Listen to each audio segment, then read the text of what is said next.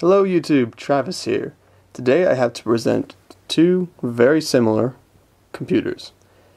The first guy over here is a model 4DX/33. The one on the right is 3SXL/25. And these are two early 90s Compudyne laptops.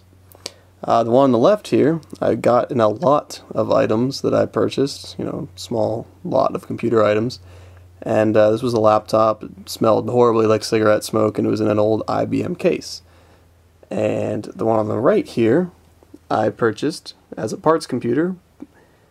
And this one I purchased also because it had the power supply, which I'll get to in a minute.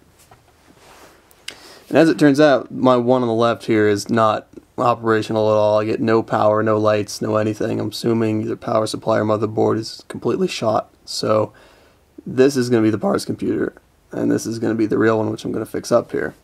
Okay, so let's go over the computer real quick.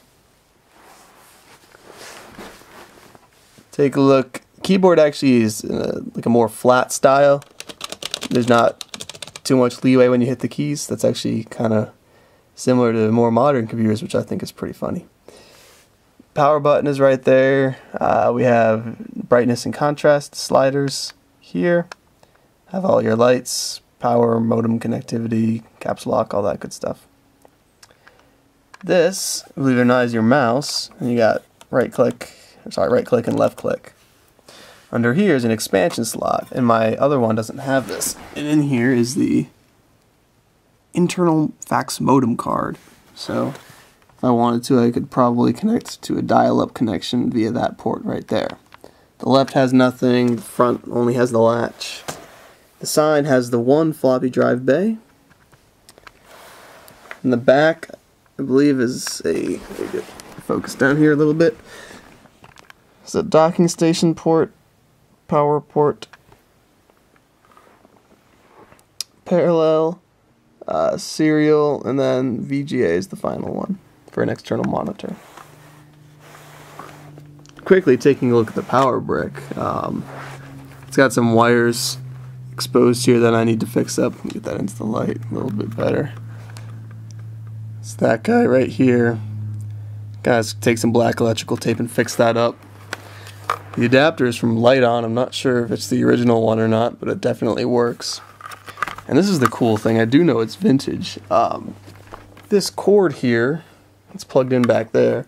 It's like 10 feet long. It's incredible. It's just a normal PC powered adapter, but on the edge there. But I thought that was pretty cool. It's extremely long length of cord.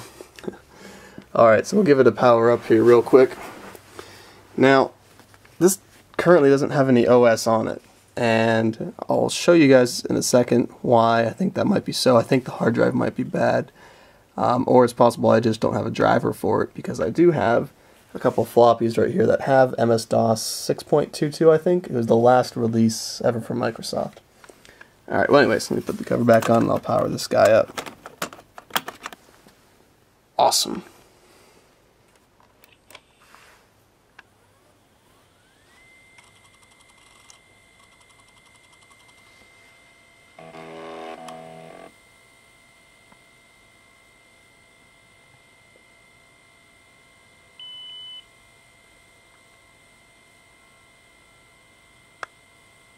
Now it says diskette drive B failure. Okay.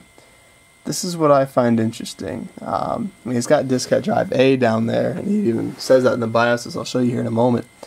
Which is actually what we'll run. This is what the BIOS looks like. So obviously the CMOS battery is totally dead after 20 or so years. But that's okay. Okay. Other than the fact that it's not 1990.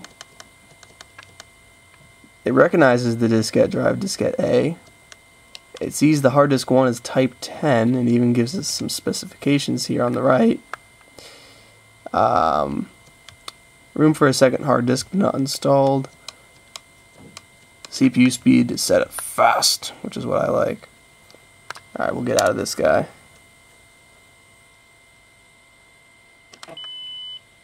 And here we go. No boot device available. So we're going to try and boot from our floppy here. I think this is the first disk. So we'll press F1 to retry. I heard it click, so it's going to read the floppy. And so I know the floppy drive is good. I've been through this before. Hopefully you guys can help me out a little bit with this once it loads up here.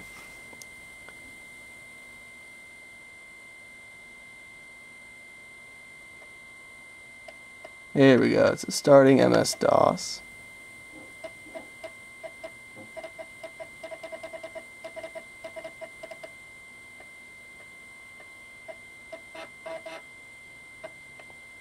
Listen to that beautiful, beautiful sound of a floppy disk being read that you never hear anymore. I find this funny because this screen here with the OS name in the top left corner in this message looks a lot like the beginning of the Windows XP install. Okay. Setup cannot install MS-DOS 6.2 to your computer. Your computer does not have a hard disk. Your hard disk is not functioning correctly, or your hard disk requires a special device driver. Contact your computer vendor for assistance. Alright, well I don't think Compudyne has been in business for a long time, but they might be, though. If they are, they're doing something very differently than making this kind of laptop. So, you know, I could install it on floppies and run it from RAM and do that kind of stuff, but I'd really like to be able to install onto a hard drive. And I'm thinking the hard drive is bad, because this is like the last release of DOS. This was probably released, I think, in the 90s at some point. It must have been before Windows 3.1 anyway, or around that time. Sorry. So it's got to have the driver for this hard drive, but it's possible that could be the case as well. I'll show a video where I crack this guy open, swap hard drives, and try this boot again. But for now, this is as far as I get. Eventually, I'll put probably Windows 3.1 as the highest I'll go. I know it's got a 386 in it. It's called with a 3 in the beginning there. That denotes what kind of processor is in it, I learned. So there's 386 on this guy. And on this one, God, it's so hard doing things one-handed. Is 4DX, so that's got a 486. It'd be nice if that one was working, but I'll take what I can get.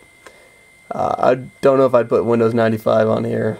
Even if I could find that floppy set, it'd still be quite a resource hog on this older guy. Alright, so ideally this is going to be what I take to college with me. I think it'd be really, really funny, and I could still type on it and have a pretty funny time, just as a gag. Save stuff as, you know, RTF files on the floppy and then print them off my real computer, you know, whatever. Alright, well, I'll let you guys know how this project progresses, YouTube.